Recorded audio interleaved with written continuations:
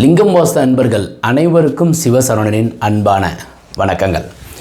இன்றைக்கி நம்ம இந்த வீடியோவில் தலைவாசல் வாஸ்து, எந்தெந்த ராசிக்கு தலைவாசல் பொருந்தும், தலைவாசல் எந்த பாகத்தில் இருக்கணும் அப்படின்றதையும் நம்ம பார்க்க போகிறோம். ரெண்டு விஷயம் பார்க்க போகிறோம்.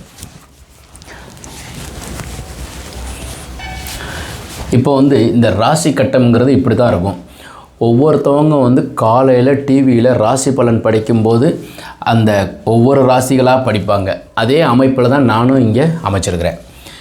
மேச ராசி அப்படின்னா ஈஸ்ட் ஃபேஸிங் தலைவாசல் கிழக்கு, ரிஷப ராசி வெஸ்ட் மேற்கு, மிதுன ராசிக்கு தலைவாசல் வடக்கு நார்த்து, கடக ராசிக்கு தெற்கு சவுத்து, சிம்ம ராசிக்கு ஈஸ்ட் கிழக்கு, கன்னி ராசிக்கு வெஸ்ட் மேற்கு, துலா ராசிக்கு சவுத்து பக்கம் தலைவாசல் சிறப்பு, விருச்சிக ராசிக்கு வடக்கு நார்த்து பக்கம் தலைவாசல் இருக்க வேண்டும், தனுசு ராசிக்கு ஈஸ்டும் கிழக்கும், மகர ராசிக்கு வெஸ்ட்டு மேற்கும், கும்பராசிக்கு வடக்கு நார்த்தும், மீனராசிக்கு தெற்கு சவுத் பக்கமும் தலைவாசல் இருக்க வேண்டும். இதுதான் தலைவாசலுக்கு உண்டான அமைப்பு. ஒவ்வொரு ராசிக்கும் இந்த தலைவாசல் எந்த திசை சிறப்பு அப்படின்னு சொல்லியிருக்கோம். இப்போது இதே எப்படி எடுத்துக்கணும்னா, உதாரணத்துக்கு ஒருவர் மேச ராசியில் பிறக்கிறார். இப்போ உங்கள் கட்டம் எப்படி இருக்கும்னாக்கா, இதை நான் அழிச்சிட்டு உங்களுக்கு நான் முன்னையும் வேறு ஒன்று காமிக்கிறேன்.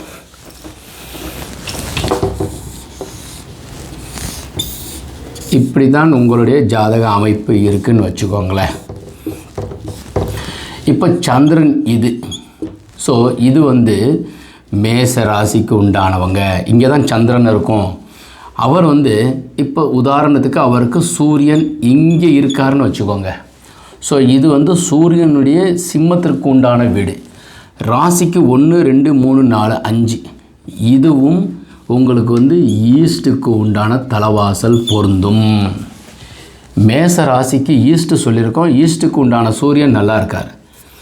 உதாரணத்துக்கு இந்த மேற்கு திசைக்கு உண்டான செவ்வாய் பகவான் இங்கே இருக்காருன்னு வச்சுக்கோங்க. இந்த சூரியனானவர் உங்களுக்கு என்ன ஆகிட்டாருனாக்கா எங்கே இருக்காருன்னு வச்சுக்கோங்க. அப்போ தெற்கு திசை தலைவாசல் யோகம்.